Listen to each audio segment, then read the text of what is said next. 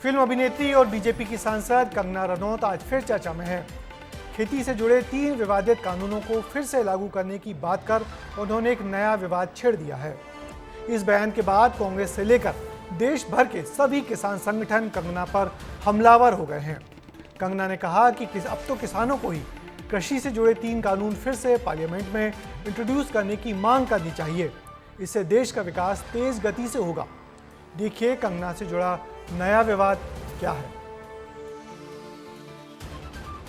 कंगना यूं तो अक्सर विवादों में रहती हैं, लेकिन किसानों के साथ उनका रिश्ता पूरी दुनिया जानती है। हाल ही में कंगना ने किसानों से जुड़ा एक और बयान दिया है, जिसके बाद ये तय है कि आने वाले दिनों में ये बयान तूल पकड़ सकता है। उन्होंने कहा है कि किसानों से जुड़े 3 कानून वापस आने चाहिए।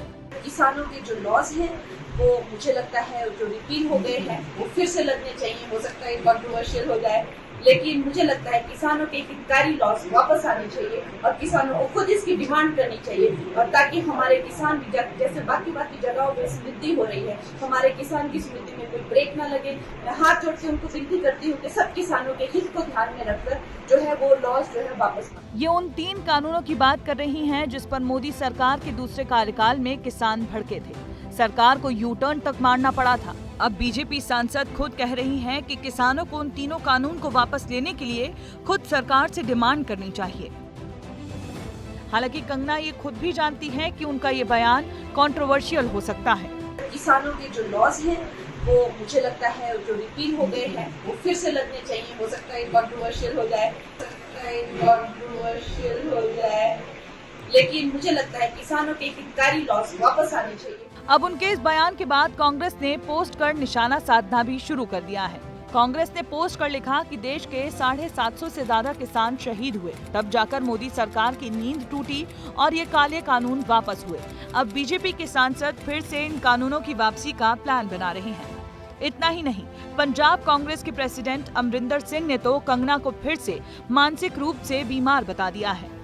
मेरे को लगता है वो मानसिक रूप से वो परेशान है, मानसिक बीमार है कंगना। और नहीं यार, कुछ लोगों को ना आदतन हो जाती है कि मैंने कंट्रोवर्सी खड़ी करनी है। कंगना ने आज जिन 3 कानूनों का जिक्र किया है वो कौन से हैं, जरा उन्हें देखिए। 2020 आवश्यक वस्तु संशोधन अधिनियम, कृषक उपज व्यापार और वाणिज्य संवर्धन और सुविधा अधिनियम, 2020 कृषक सशक्तिकरण और संरक्षण कीमत आश्वासन और कृषि सेवा पर करार अधिनियम। मोदी सरकार ने दूसरे कार्यकाल में ये तीनों कृषि कानून बनाए थे। 17 सितंबर 2020 में इन कानूनों को संसद से मंजूरी मिलने के बाद खूब विरोध हुआ था।